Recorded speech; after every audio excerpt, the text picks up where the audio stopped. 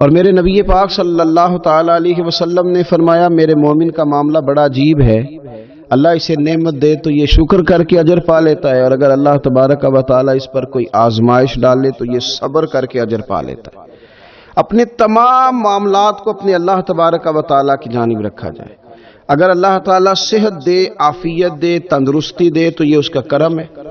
اگر کسی موقع پر وہ بیمار کر دے، کسی جگہ انسان کے وجود میں کمزوری اور ضعف آ جائے تو حضور علیہ الصلوۃ والسلام کی حدیث ہمیں بتاتی ہے یہ بھی گناہوں کی معافی کا ذریعہ ہے، اس سے بھی انسان کی خطائیں معاف ہوتی ہیں، تو یہ بھی اللہ تبارک و تعالیٰ کی حکمت کا تقاضا ہے۔ اب اگر انسان کے پاس صحت ہو، تندرستی ہو تو پھر وہ اکڑ کر بات کرے، کبھی بیمار ہو جائے تو پھر اس کی زبان پہ شکوے آئیں، تو اس کا مطلب یہ ہے کہ اس نے اس معاملے میں بھی اپنے آپ پر چیزیں طاری کر لیں، اپنے آپ کو اپنے اللہ کے سپرد نہیں کیا۔ اگر وہ رب کریم کے سپرد کر دے گا تو بہار ہو یا خزاں اس کی زبان پہ لا الہ الا اللہ ہی جاری رہے گا، زندگی کی مشکلات آسان ہوتی دکھائی دیں گی، سفر کو وہ صعوبتوں والا نہیں آسانیوں والا محسوس کرے گا۔ حضرت سیدنا ایوب علیہ نبینا علیہ الصلوۃ والسلام علیل ہو گئے، آپ کی اہلیہ نے آپ کی خدمت میں عرض کی حضور آپ اللہ کے نبی ہیں، پیغمبر ہیں، 16 سال سے آپ بیمار ہیں، اللہ کی حضور دعا کریں وہ آپ کو شفا دے۔ بڑی ہی خوبصورت بات ارشاد فرمائی۔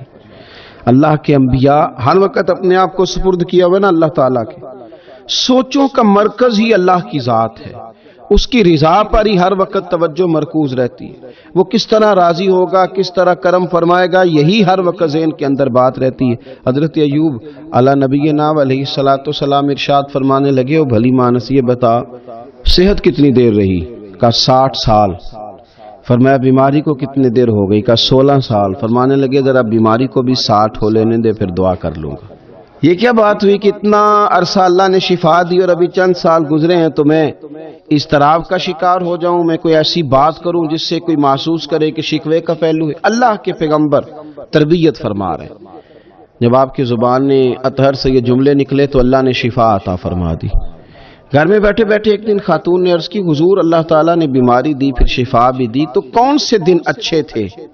تو یہ اللہ کے نبیوں کی شان ہے۔ فرمانے لگے دن سارے ہی اللہ کے اور سارے ہی بھلے تھے، لیکن اگر مجھ سے پوچھو تو بیماری کے ایام کا کیا کہنا، کمزوری کے ایام کا کیا کہنا، ان دنوں کا کیا کہنا جن دنوں میں تکلیف میں تھا۔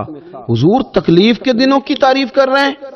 تو فرمانے لگے ہاں، جب میں بیمار تھا تو میرا رب 24 گھنٹے میں ایک دفعہ میرا حال پوچھا کرتا تھا، تو 12 گھنٹے تو اس لطف میں گزر جاتے تھے کہ رب نے حال پوچھا ہے، اور اگلے 12 گھنٹے میں پھر انتظار کرتا تھا کہ میرا رب دوبارہ میرا حال کب پوچھے گا۔ تو ہر موقع پر مسلمان کا، اہل ایمان کا یہ طریقہ رہا کہ انہوں نے لا الہ الا اللہ، لا الہ الا اللہ کا ساتھ نہیں چھوڑا، اپنے آپ کو اپنے رب کے سپرد کے حالات کسی طرح کے بھی ہوں۔ میرے عزیز، کچھ لوگ ایسے ہیں جن سے عذاب قبر ہوگا ہی نہیں۔ میرے رسول کریم صلی اللہ تعالی علیہ وسلم نے ارشاد فرمایا کہ جو اللہ کے رستے میں شہید ہو گیا، یہ سنن نسائی میں موجود ہے، اسے عذاب قبر نہیں ہوگا، بلکہ ایک حدیث میں تو فرمایا حساب کتاب ہی نہیں ہوگا، اللہ بغیر سوال جواب کے جنت عطا فرما دے۔ کچھ لوگوں کو نا لوگوں کی بخشش پہ بھی مسئلہ ہی بنتا ہے کہ کوئی بخشا نہ جائے۔ اور ایک صاحب کہہ رہے تھے جی یہ کیا معاملہ ہے کہ جمعے کو بندہ مر گیا یا فلانا ہو گیا تو اس سے حساب کتاب نہیں ہوگا، اتنے بڑے جرم لوگوں نے کی، اتنے پاپ، اور جمعے کو مر گیا تو بخشا جائے گا۔ تو میں نے کہا جرموں کا بھی اسے حساب اللہ لے لے گا، لیکن میاں حساب کتاب کی ڈیوٹی نہ اللہ کی ہے تو بہتر یہ ہے کہ اسی کے ہاتھ میں رہے، تو نہ اپنے ہاتھ میں لینے کی کوشش کر۔ سنن ترمذی کی حدیث۔ ہمیں پتہ نہیں کیا مصیبت ہے، ہمیں پتہ نہیں کیا مسئلہ ہے۔ ایک جنازے سے میں نکلا، آپ یقین کریں کبھی کبھی کلیجہ پھٹ جاتا ہے۔ میں ایک جنازے سے نکلا تو میرے ساتھ ایک بندہ جنازہ پڑھ کے نکلا، تو کہنے لگا جی پیر صاحب دیکھیں آج کتنی دنیا آئی ہے، حالانکہ یہ بندہ اس طرح کا تھا، اس طرح کا تھا، اس طرح کا تھا۔ میں نے اسے کہا یار تجھے تو فکر ہی لگ گئی ہے کہیں جنت میں چلا ہی نہ جائے، تو اس طرح کرنا جنت کے دروازے کے سامنے کھڑے ہو جانا ڈنڈا لے کے کہ میں نے نہیں جانے دینا۔ شرم آنی چاہیے ہمیں۔ اللہ فرماتے ہیں جنت اتنی چوڑی ہے جتنے زمین و آسمان، اس کی چوڑائی زمین اور آسمان کے برابر ہے، تو ہم تو اپنے علاوہ کسی کو جانے نہیں دینا چاہتے جنت میں۔ اور بس کریں، جنت خدا کا فضل ہے، اور اللہ فرماتے ہیں میرا فضل میں جسے چاہتا ہوں عطا کرتا ہوں۔ یہ سنن ترمذی کی حدیث اور اس کے راوی حضرت عبداللہ ابن عمر رضی اللہ تعالیٰ عنہ، نبی پاک علیہ السلام نے فرمایا جو مسلمان جمعے کے دن یا جمعے کی رات کو فوت ہو اس کو اللہ تعالیٰ قبر کی آزمائش سے محفوظ رکھتا ہے. جو جمعے کی رات فوت ہو جائے یا جمعے والے یعنی جمعے رات اور جمعے کی درمیانی رات چلا جائے یا جمعے والے تو اللہ اسے عذاب قبر سے. تو میرے عزیز جو بندہ شہید ہو اس سے عذاب قبر نہیں ہوتا، جو آدمی جمعے کے دن یا جمعے کی رات چلا جائے اسے بھی عذاب قبر نہیں ہوتا. بہرحال اللہ تبارک و تعالی بڑا فضل فرمانے والا ہے. ان مع العسر یسرا فإن مع العسر یسرا. بہرحال آمدام برسر مطلب جو کہہ رہا ہوں آج صرف اسی پہ توجہ رکھیں آپ حضرات. میرے نبی کریم علیہ الصلوۃ والسلام کا جو حضور نے ہمیں جو مزاج دیا، حضور ذاتی، جب آپ کسی کا ذاتی معاملہ لیتے ہیں نا، ہمارے یہاں پتہ کیا حال ہے، وہ پیر صاحب باقی تو ہر معاملے میں مرید سے توقع رکھتے ہیں کہ وہ میرے ہر معاملے میں دخل اندازی کرے. یعنی میں اگر روڈ پہ نکلوں تو استقبال بھی کرے، اور میں چندے کا اعلان کروں تو چندہ بھی دے، میری جماعت کو بھی آگے بڑھائے. لیکن اس کا کوئی مسئلہ ہے تو پھر اس کا ذاتی ہے. نبی پاک نے ہمیں یہ مزاج، میں لاہور میں تھا، سفر جب لوگ زیادہ کرتے ہیں تو تجربہ بھی ان کا بڑھتا جاتا ہے، لوگوں سے بندہ جیسے جیسے ملتا ہے. تو ایک شخص نے مجھے کہا، شاید میں نے پہلے بھی بتایا تھا، کہنے لگا جی کچھ مریدوں کو منع کریں، انہوں نے رکشے پہ لکھوایا ہو سب میرے پیر کی دعا ہے. تو دیکھیں نا، آپ کوئی سوچنے والا کہے گا کہ رکشا ہی ملا ہے پیر کی دعا سے تو ان کو منع کریں. تو آپ کہہ دیں ذرا، آپ کی بات زیادہ دور جاتی ہے. تو میں نے کہا چلو اس طرح کرتے ہیں، مرید کو منع کر دیں وہ رکشے پہ نہ لکھوائے کہ میرے پیر کی دعا ہے. تو پیر چلو اپنی پجاروں پہ لکھوا لے کہ سارا میرے مریدوں کا نذرانہ ہے، وہ چلو لکھوا لے. یہ تو اجازت ہونی چاہیے نا، وہ تو ذرا اپنی بڑی پجاروں کے پیچھے لکھوا لے، چونکہ وہ تو کوئی کام نہیں کرتا تو وہ تو یہ نیکی کرے نا.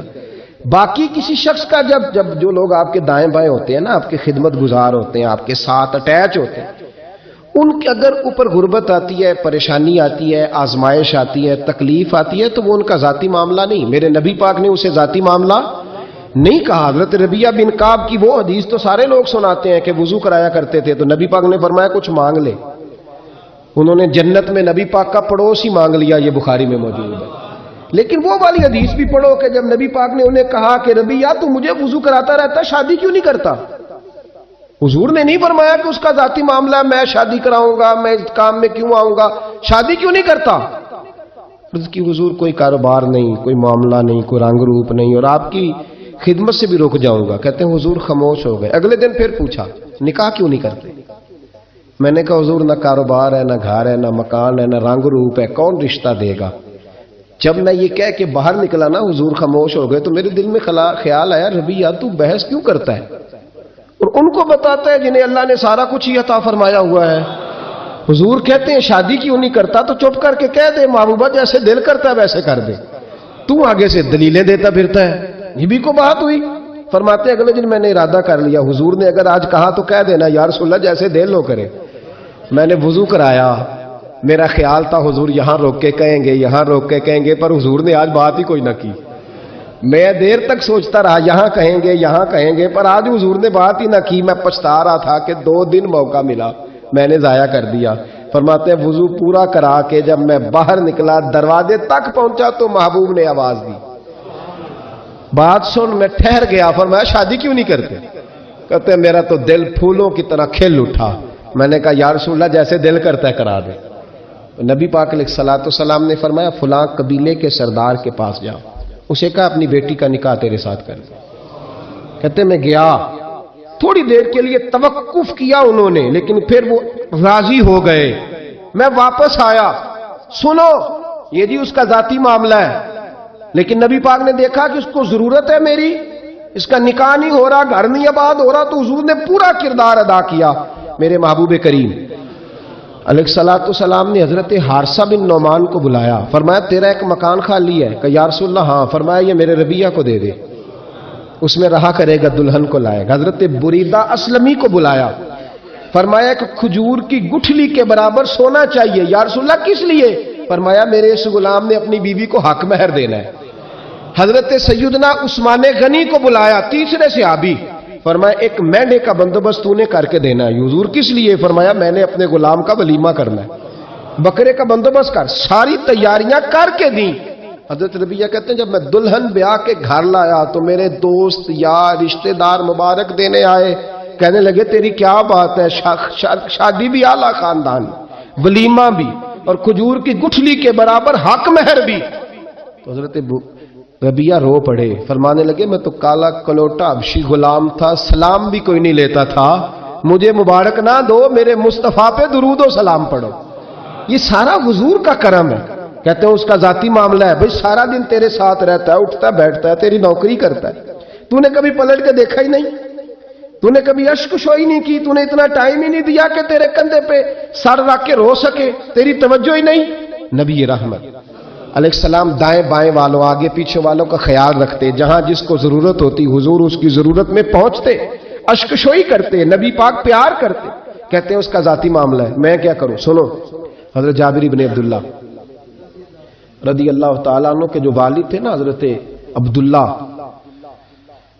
عبداللہ بن عمر رضی اللہ تعالیٰ عنہ، وہ اعلیٰ ترین احد کے شہید ہیں کہ نبی پاک فرماتے ہیں رب کریم نے خود ان سے گفتگو فرمائی ہے، خود ان سے گفتگو کی اللہ تبارک و تعالیٰ نے۔ حضرت جابر بن عبداللہ کے والد عبداللہ بن عمر احد میں شہید ہو گئے تھے، 6 یا 10 بہنیں تھیں ان کی، قرضے چڑھ گئے، کاروبار میں نقصان ہو گیا۔ ضروری نہیں کہ کوئی آدمی دھوکے بازی ہو تو وہ مقروض ہوتا ہے، یہ ضروری نہیں۔ تلک الایام نداولھا بین الناس، اللہ لوگوں کے دن پھیرتا ہے، حالات تبدیل کرتا ہے۔ اب صحابی پہ کچھ شک کر سکتا ہے، لیکن حضرت جابر کہتے ہیں اتنا قرضہ چڑھ گیا کہ ایک ایک بال میرا قرضے میں ڈوب گیا۔ قرضے بڑے دینے تھے، مقروض آتے، تنگ کرتے۔ خود نبی کریم علیہ السلام نے فرمایا ہے کہ جو مقروض ہوتا ہے وہ قیدی ہوتا ہے، جب تک قرض دے نہیں لیتا اتنی دیر تک وہ آزاد نہیں ہوتا۔ حضرت جابر ابن عبداللہ کہتے ہیں میرے باغ میں کھجوریں پکی تھیں، یہ بخاری میں بھی ہے، کنز المال میں بھی ہے، ابن کثیر میں بھی ہے، امام حلبی نے سیرت حلبیہ میں بھی لکھا ہے، 20 درجنوں کتابوں میں آپ کو روایت ملے۔ فرمانے لگے کھجوریں جب میری پک کے تیار ہو رہی تھی تو مقروض جب پیسے لینے آتے تو میں کہتا قرضے، یہ کھجوریں پکتی ہیں تو دیتا ہوں۔ یہ ہم پنجاب کے لوگ کیا کہا کرتے تھے، ہاڑی سونی جی، یہاں چاول کی فصل پہ، یہاں گندم کے، ہم نے تو کپڑے لیے ہوتے تھے ادھار دکانوں سے کہ فصل پکتی ہے تو پھر دے دیتے ہیں، کہا کھجوریں پکتی ہیں تو دیتا ہوں۔ فرماتے پتہ مجھے بھی تھا کھجوریں زیادہ تھوڑی ہیں اور جن کے پیسے دینے ہیں وہ پیسے، فرماتے ہیں کھجوریں پک گئیں، اتاری تو یہ تو 11 گنا بھی اور ہو تب بھی قرضہ نہیں اترتا۔ کہتے ہیں میں نے دوستوں سے، یاروں سے، رشتہ داروں سے، وہ جو کہتے نہیں کوئی حکم ہوا تو بتانا، پھر جس دن بندہ حکم بتاتا ہے اس دن کہتے ہیں آج سویرے ہی بچہ پیسے لے گیا ہے، یہ تو 2 گھنٹے پہلے بتاتا تو تیرا کام، ہنس رہے ہیں آپ بیچ بیچ میں سے، 2 گھنٹے بس لیٹ ہیں آپ، بلکہ کئی تو پونے گھنٹے کا ٹائم دیتے ہیں، کہتے ہیں پونا گھنٹہ پہلے تو آ جاتا تو تیرا کام بس، اور جب بھی آپ فون کرو اسے اگلی دفعہ کریں تو پھر شاید آدھے گھنٹے کا ٹائم دے دیں کہ آدھا گھنٹہ ہو گیا تو لیٹ ہو گیا، ورنہ کام بالکل تیار تھا۔ اور ہمارے زمانے میں تو دوستی قائم رکھنی ہے تو صرف اس سے رہ سکتی ہے جسے آپ کام نہ بتائیں، حالانکہ اس دوست کا کیا مطلب، دنیا تے جو کام نہ آیا، اوکھے سوکھے ویلے، اس بے فیضے سنگی کو لو بہتر یار اکیلے، کیا مطلب ہے، کام بتایا تو رفو چکر ہو گیا، مانا کیا ہوا اس بات کا؟ میرے رسول کائنات علیہ السلام کے صحابی کہتے ہیں سب سے کہا پر کسی نے نہ سنی، جب میں تھک گیا نا تو میں دروازہ رسول پہ چلا گیا، یا رسول اللہ، یا رسول اللہ، یا رسول اللہ، حضور قرضے زیادہ ہیں، کھجوریں کم ہیں، یہودیوں کے پیسے ہیں وہ مانتے نہیں، نبی پاک نے فرمایا ان سے کہو تھوڑے تھوڑے لے لیں باقی پھر دے، حضور نہیں مانتے۔ حضور کہہ سکتے تھے سلمان جاؤ بات کر کے آؤ، جاؤ بلال، صہیب جاؤ، کون جاتا ہے مقروضوں کی سفارش کرنے؟ کہتا ہے بھائی میں نہیں بیچ میں آؤں گا، اتنے پیسے، میں اپنے موبائل فون بند کر جاتے، کوئی پوچھے نہ۔ لیکن نبی کریم علیہ السلام نے فرمایا سنو، خود رسول پاک، خود نبی پاک نے، حضور نے فرمایا چل میں تیرے ساتھ چلتا ہوں، چل میں تیرے ساتھ چلتا ہوں، مقروض کے ساتھ، امیر کے ساتھ نہیں، اس کے ساتھ نہیں جس نے پیسے لینے ہیں، بلکہ حضور مقروض کے ساتھ، گرے ہوئے کے ساتھ چلے، چل میں چلتا ہوں۔ یہودی تک گئے، فرمایا کچھ لے لے، یہ بیچارہ دھوکے باز نہیں الجھ گیا ہے، غربت، کچھ لے لے باقی پھر دے دیں گے۔ کہنے لگا سارے ہی لینے ہیں۔ جب اس نے بات نہ مانی تو پھر یہ اللہ کے رسول ہے نا۔ اعلیٰ حضرت فرماتے ہیں میرے کریم سے گر قطرہ کسی نے مانگا دریا بہا دیے، دوربے بہا دیے. یہ دوربے کیا ہوتے ہیں؟ یہ مجھے پوچھا تھوڑے دن پہلے ایک شخص نے. آپ سنتے رہتے ہیں نا شعر، آپ تو ترجمہ پوچھتے ہی نہیں نا. کبھی پوچھ لیا کریں کہ اس کا معنی کیا ہے، کبھی پرچی لکھ لیا کریں تاکہ کوئی جب آپ سے پوچھے تو یہ دوربے کیا ہے. لفظ دوربے ہے ہی نہیں. اصل میں اعلیٰ حضرت کو پڑھتے نہیں نا لوگ، تو انہیں پتہ ہی نہیں وہ بات کتنی اعلیٰ. یہ لفظ دوربے نہیں ہے. اعلیٰ حضرت کہتے ہیں میرے کریم سے گر قطرہ کسی نے مانگا، دریا بہا دیے ہیں، دور بے بہا دیے. دور علیحدہ ہے اور بے بہا. دور کہتے ہیں ہیرے کو، ایک معنی ہیرا ہے. دور بے بہا، بے بہا کی تو سمجھ آتی ہے نا. دور بے بہا دیے ہیں یعنی ہیرے بے بہا دیے ہیں اسے. اب سمجھ آئیے بات کی. دریا بہا دیے ہیں، دور بے بہا دیے ہیں، یہ معنی ہے شعر کا. تو جب وہ نانا مانا یہودی تو نبی کریم علیہ الصلوۃ والسلام فرمانے لگے نہیں تو پھر پورے لینے ہیں. کہنے لگا جی پورے لینے. حضور فرمانے لگے کل آ جانا، سارے دے دیں گے، پورے پیسے تیرے ملیں گے، تو آ جانا. حضرت جابر ابن عبداللہ کو حضور نے فرمایا کھجوریں اتار کے نا تو اپنے باغ میں ڈھیر لگا اور میں آیا. حضرت عمر حدیث کے راوی ہیں، فرماتے ہیں بس رسول پاک چل پڑے. حضور نے کندھے پہ رومال رکھا، حضور چل پڑے. کوئی چٹائی نہیں بچھائی، حضرت جابر کہتے ہیں کوئی صوفہ نہیں رکھا، کوئی پھولوں کے ہار نہیں. حضور آئے، 2-3 چکر میرے باغ کے لگائے اور کھجوروں کے ڈھیر کے پاس بیٹھ گئے. فرمایا بلا جس کے پیسے دینے، بلا، اب تنگی یہ داماں پہ نہ جا، اور بھی کچھ مانگ. بلا. فرماتے بندے کو بلایا. حضور نے فرمایا کتنے پیسے؟ حضور اتنے درہم دینار ہے. فرمایا کھجوریں تولتا جا اور دیتا جا. فرماتے میں دیتا گیا. میں نے کہا حضور اس کے پیسے پورے ہو گئے. حضور مسکرا کے فرمانے لگے چل 4-5 کلو کھجوریں اضافی دے دے، کوئی عرض نہیں. کہتے وہ بھی دے دی. حضور نے فرمایا بلا دوسرے کو. فرمایا اس کو بھی بلایا. تولتا گیا، دیتا گیا. حضور پورے ہو گئے. نبی کریم علیہ الصلوۃ والسلام نے فرمایا چل 4-5 کلو کھجوریں زیادہ دے دے. کہتے ہیں قرضے بھی دے دیے، 5-5 کلو کھجوریں بھی زیادہ دے دی. محبوب اٹھے، کچی زمین پہ بیٹھے تھے.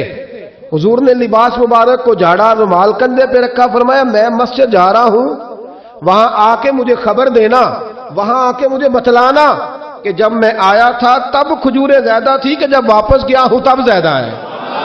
وہاں مجھے آ کے اطلاع دینی ہے، بتانا ہے مجھے. وہاں آ کے میں جا رہا ہوں، مجھے بتانا ذرا وہاں آ کے. حضرت جابر ابن عبداللہ کہتے ہیں میں نے کھجوریں تولی، میں تھک گیا. میں تھک گیا. ڈھیر تو چھوٹا تھا پر وزن ہی بڑا نکلا. کہتے ہیں میں تھک گیا، جتنی دی تھی نا اس سے زیادہ تول کے باقی پڑی رہنے دی. میں مسجد میں گیا، ذرا لفظ سننا حدیث کے. کہتے ہیں مسجد میں گیا، جا کے عرض کی یا رسول اللہ میں تول آیا ہوں. جب آپ آئے تھے تھوڑی تھی اور جب واپس آئے ہیں تو کئی گنا بڑھ گئی ہیں. حضور نے پتہ کیا فرمایا؟ فرمایا یہ بات نا جو تو نے مجھے بتائی ہے، یہ بات ذرا میرے عمر فاروق کو بھی بتا. عمر بڑا راضی ہوگا. عمر کو بھی بتلا یہ بات. گویا نبی پاک کے معجزات کی، فضائل کی، شمائل کی باتیں جب بتائی جاتی تھیں صحابہ کے دل ٹھنڈے ہوتے تھے. عمر کو بھی بتا، عمر راضی ہوں گے. جناب جابر ابن عبداللہ رضی اللہ تعالیٰ عنہ فرماتے میں حضرت عمر کے پاس گیا. میں نے کہا عمر میری یہ رائے تھی کہ جتنی میری کھجوریں ہیں 11 گنا اور بھی اتنی ہوں تو پھر بھی قرضہ نہیں اترتا، لیکن سارے قرضے بھی اترے. 5-5 کلو کھجوریں بھی زیادہ دے دی اور پہلے سے زیادہ کھجوریں پڑی ہیں. تو کہتے ہیں حضرت عمر کی آنکھیں روشن ہو گئی، چہرہ مسکرانے لگا. کہنے لگا تو اب بتا رہا ہے نا، اب واپس آ کے رزلٹ سنا رہا ہے. تو صحابہ سے پوچھ لے، جب نبی کریم گئے تھے تو میں نے اسی وقت کہا تھا. حضور کے جاتے ہی میں نے کہا تھا اب دیکھنا رب کریم جابر بن عبداللہ پر ساری ہی رحمتیں نازل فرما دے. اللہ ہر قسم کا کرم فرمائے گا، خیر ہی خیر ہو جائے گی. دیکھ لے میں نے پہلے بتلا دیا. میرے نبی پاک سلام چھوٹی چھوٹی باتوں کا خیال رکھ، چھوٹی چھوٹی چیزوں پر توجہ دیتے، خیال کرتے کس کو کس وقت کس چیز کی کہاں حاجت ہے، اس کی وہ حاجت پوری کی جاتی، اس کا دھیان رکھا جاتا. حضرت جابر خود فرماتے، یہ مسلم کے لفظ ہے، فرماتے ایک دفعہ میں حضور کے ساتھ جہاد پہ گیا تھا. میرا اونٹ کمزور تھا، میں پیچھے رہ گیا. ہمارے یہاں شرط لگتی ہے نا، اللہ تعالیٰ خیر فرمائے. ایک بھائی گاڑی خریدتا ہے، پھر دوسرا چاہے زیور بیچے اس نے بھی خریدنی ہوتی ہے، ورنہ گھر میں گھسنے کی اجازت نہیں ملتی. بہت سارے خرچے، یہ جو جوائنٹ فیملی سسٹم ہے نا، اکٹھے جو ہاں بھائی رہتے ہیں 3 4 5 6، اس کے بہت سارے خرچے ضد کی وجہ سے بڑھ جاتے ہیں. اس نے کیا ہے تو لہذا میں نے بھی، ہوتا ہے نا جی ایسے. تو پھر اس ضد میں کوئی پیچھے پلٹ کے نہیں دیکھتا کہ چلو جو پیچھے رہ گیا اس کا بھی ہاتھ پکڑے ساتھ آ جائے، دوڑتے رہتے. اس میں بیچارے کئی تھک جاتے ہیں، کئیوں کے پیر دوڑ دوڑ کے سوج جاتے ہیں، بڑے مسئلے بنتے ہیں، لیکن پیچھے پلٹنے کو کوئی تیار ہے؟ اس دوڑ نے ہمیں تھکا کے رکھ دیا ہے۔ مسلم میں ہے، جناب جابر ابن عبداللہ کہتے ہیں حضور کے ساتھ میں جہاد پہ گیا، واپس آ رہا تھا، میرا اونٹ کمزور تھا، بوڑھا تھا، بیمار تھا، سب لوگ آگے گزر گئے، میں پیچھے رہ گیا، کچھ میں پریشان رہتا تھا غربت سے، تو میں مایوس بھی تھا، ذرا پیچھے رہ گیا، پریشان تھا۔ فرماتے ہیں نبی پاک نے 2-3 دفعہ پلٹ کے دیکھا، ادھر دیکھو، میں نے اپنی زندگی میں بڑے لوگ دیکھے ہیں، وہ امیروں میں چلے گئے، پیچھے پلٹ کے انہوں نے غریبوں کو کبھی نہیں دیکھا، کہ وہ ایک دوست ہوتا تھا ہمارا جو ماڑا ہے، غریب ہے، پلٹ کے نہیں دیکھا۔ کہتے ہیں نبی کریم علیہ الصلوۃ والسلام نہ آگے گئے، سب سے آگے، حضور نے 2 4 5 دفعہ نہ پیچھے پلٹ کے دیکھا۔ جابر ابن عبداللہ کہتے ہیں جب میں نظر نہ آیا تو میرے محبوب کا انداز کریمانہ دیکھیں، حضور اعلانیہ فرمانے لگے، بھئی مجھے جابر نہیں نظر آ رہا، بے خبر ہو جو غلاموں سے، واقعہ کیا ہے، واقعہ کیا ہے؟ یہاں ہمارے استاد جب یہ حدیث پڑھا رہے تھے نا، یہ حدیث پڑھا رہے تھے تو اچانک رونے لگ گئے۔ میں نے کہا حضور کیا ہوا، رو کیوں پڑے؟ تو کہنے لگے یار سوچتا ہوں جو محبوب جہاد سے واپسی پر اپنے غلاموں کو نہیں بھولے، وہ میدان محشر میں کیسے بھول جائے گے؟ وہ وہاں بھی پوچھیں گے فلانا کدھر گیا، فلانا کدھر گیا، ایک ایک کا نام لیں گے، حضور نام لیں گے، ہماری موج بن جائے گی۔ نبی کریم نے پلٹ کر کے دیکھا، جابر نہیں نظر آ رہے، حضور ان کا اونٹ کمزور ہے، پیچھے رہ گئے۔ حضور نے یہ نہیں فرمایا کہ ذرا آہستہ کرو ساتھ، یہ نہیں فرمایا، بلکہ نبی پاک نے فرمایا تم چلو۔ قافلہ چلتا رہا، حضور نے گھوڑا پیچھے کی طرف موڑا، سب سے پیچھے آئے۔ جناب جابر کہتے ہیں پیچھے میرے پاس، اس حکمت کو آپ سمجھیں، حدیث کے ان لفظوں پر آپ غور کریں، ایک کہہ کے کہنا ذرا اس کو میرے پاس لاؤ، یہ بات اور ہے، ذرا آہستہ ہو جاؤ، وہ بھی ساتھ مل جائے، لیکن یہ معنی اور ہے کہ غریب جہاں بیٹھا ہے اس کے پاس خود چل کے جانا۔ حضور خود پلٹ کے پیچھے آئے اور فرماتے میں جو کہ پریشان تھا تو محبوب میری طرف دیکھ کے فرمانے لگے اس کو دوڑاتا کیوں نہیں، پیچھے کیوں رہ گیا؟ تو کہتے ہیں مایوس بندہ، پریشان بندہ، کبھی کبھی وہ اس طرح بولتا ہے کہ جیسے کڑ رہا ہے، تھوڑا سا نا سخت ترش باتیں بھی کرتا ہے۔ کہتے ہیں میں نے اس عالم میں نا، میں نے کہا حضور اس قابل ہوتا تو سب کے ساتھ مل نہ جاتا، کمزور ہے، ماڑا ہے، مہران ہے، اور وہ بھی پرانی جو چل ہی نہیں سکتی، یہ کہاں یا رسول اللہ دوڑے گا، اس قابل ہی نہیں ہے۔ حضور اس قابل ہوتا تو قافلے کے ساتھ نہ ہوتا۔ کہتے ہیں حضور نے میری طرف توجہ فرمائی، میں باتیں کر رہا تھا اپنے اندر کی پریشانی کی، تو حضور مسکراتے جا رہے، حضور کے ہاتھ میں چھڑی تھی، فرمانے لگے ایسے ہی تو باتیں کر رہا ہے۔ نبی پاک نے اونٹ کی پشت پہ چھڑی لگائی اور فرمایا تو دوڑتا کیوں نہیں؟ بڑے ہلکے سے مسکرا، اوے تو دوڑتا کیوں نہیں؟ تو جناب جابر ابن عبداللہ کہتے ہیں جو سب سے پیچھے تھا نا وہ سب سے آگے نکل گیا، وہ دوڑتا گیا، دوڑتا۔ فرماتے ہیں میرا چہرہ بھی عجیب سا، لوگ میرے انداز دیکھیں کہ یہ کیسے آگے نکل گئے، کیسے، کبھی نہ سوچ یہ کیسے نکل گیا، بس سمجھ لے آگے وہی نکلا ہے جسے مصطفیٰ کی تھپکی مل گئی ہے۔ تو یہ نہ کہ سیاست کر گیا، چلاکی کر گیا، بس تھپکی مل گئی تو بات بن گئی۔ کہتے ہیں میں نکل گیا آگے، حضور کی تھپکی جو ملی تھی۔ حضرت جابر ابن عبداللہ کہتے ہیں حضور گھوڑا دوڑا کے میرے پاس آئے، خود حضور نے میرا اونٹ تیز کرایا نبی پاک کی برکت سے۔ تو قریب آ کے فرمانے لگے ٹھہر جا یار، ہم بھی تیرے قافلے میں، ہمیں بھی ساتھ لے لیں۔ فرماتے اب تو میں رو ہی پڑا کہ خود بھیک دیں، خود ہی کہیں منگتے کا بھلا ہو، ٹھہر جا یار ہمیں بھی ساتھ لے لیں۔ جناب جابر ابن عبداللہ رضی اللہ تعالیٰ عنہ فرماتے کہ جگہ پڑاؤ کیا، رکے، ٹھہرے، کھانے پینے کو، نماز پڑھنے۔ نبی کریم نے مجھے بلایا، میں حاضر ہوا تو کہا یا رسول اللہ حضور حکم۔ تو محبوب فرمانے لگے جابر یار تیرا اونٹ میں نے نرالا ہی دیکھا، بوڑھا ہو کے سب سے آگے نکل جاتا ہے، بیمار ہو کے، کمزور ہو کے۔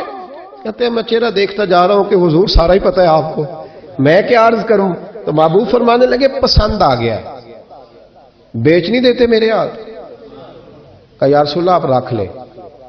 حضور آپ کا یہ؟ فرمایا نہیں میں پیسے دوں گا۔ کتنے کا ہے؟ کہا یا رسول اللہ آپ رکھ لیں۔ فرمایا پیسے دوں گا۔ یا رسول اللہ مارکیٹ میں جاؤں تو 6-7 دینار کا بکے گا۔ فرمایا نہیں بھائی میں تو پورے 10 دوں گا۔ 6-7 نہیں، میں تو پورے، حساب سیدھا، 6-7 کا کیا حساب ہوا، 10 پورے کا۔ حضور پھر بندہ نوازی ہے نا، کون بول سکتا ہے؟ حضور نے فرمایا بلال تیرے پاس 10 دینار تھے؟ حضور ہیں۔ فرمایا ان کو دے دو، اونٹ کے پیسے رکھ لو اور مال نہ مدینے جا کے دے دینا۔ جابر ابن عبداللہ کہتے ہیں میں مدینے گیا شام کو، میں نے نا کبھی اپنے اونٹ کی اتنی خدمت نہیں کی جتنی اس دن کی. میں نے اسے بڑے پیار سے نہلایا، میں نے نئی رسی خرید کے اسے نکیل ڈالی. آج محبوب کی بارگاہ میں لے کے جانا ہے. کہتے ہیں تیاری کر کے نا، تیاری پوری تیاری کر کے، تن تندور ہڈاں دا بالن تے اسی ہاواں نال تپایا، کپ کپ مکیاں پیڑے کیتے، عشق پلیتھن لایا، تن دا سالن تے من دی ہانڈی، اتو نون صبر دا پایا. غلام فریدا وے میں ساری تیری، تینوں اجے یقین نہیں آیا. کہتے ہیں اسے بڑے پریم سے، بڑی محبت سے سجا کے، سوار کے، نکھار کے، تیار کر کے میں نبی کریم کی بارگاہ میں لے کے گیا. ظہر کی نماز پڑھ کے حضور نکلے، میری طرف دیکھا، میں نے کہا حضور پیسے لے لیے تھے، یہ آپ کا سامان ہے، مال ہے. کہتے ہیں حضور نے نکیل تھامی، میں واپس پلٹا، بھی گلی کی نکر مڑا نہیں تھا، حضور نے آواز دی جابر ذرا سن تو صحیح. کہتے ہیں میں واپس آیا تو حضور مجھ سے باتیں کرنے لگے، فرمانے لگے یہ میرا اونٹ ہے، اسے کمزور اور بوڑھا نہ سمجھنا، کبھی جانوروں میں دوڑا کے دیکھنا سب سے آگے نکل جاتا ہے. اور کریم محبوب فرمانے لگے 6-7 دینار کا نہ سمجھنا، میں نے پورے 10 دینار کا خریدا. اور پھر حضور پھر مسکرائے، فرمایا جابر تمہیں پتہ ہے تحفہ لینے دینے سے محبت بڑھتی ہے؟ حضور ہاں. فرمایا رکھ لو، میں تمہیں تحفے میں دینا چاہتا ہوں، رکھ لو، میں تحفے میں دینا چاہتا ہوں. جناب جابر ابن عبداللہ کہتے ہیں میں واپس لوٹ رہا تھا، رو رہا اور کہہ رہا تھا جیسا نبی اللہ نے مجھے دیا، جیسا رسول اللہ نے، سب سے اولا ہو آلہ ہمارا، سب سے بالا ہو آلہ ہمارا. کون دیتا ہے؟ دینے کو منہ چاہیے، دینے والا ہے سچا ہمارا نبی.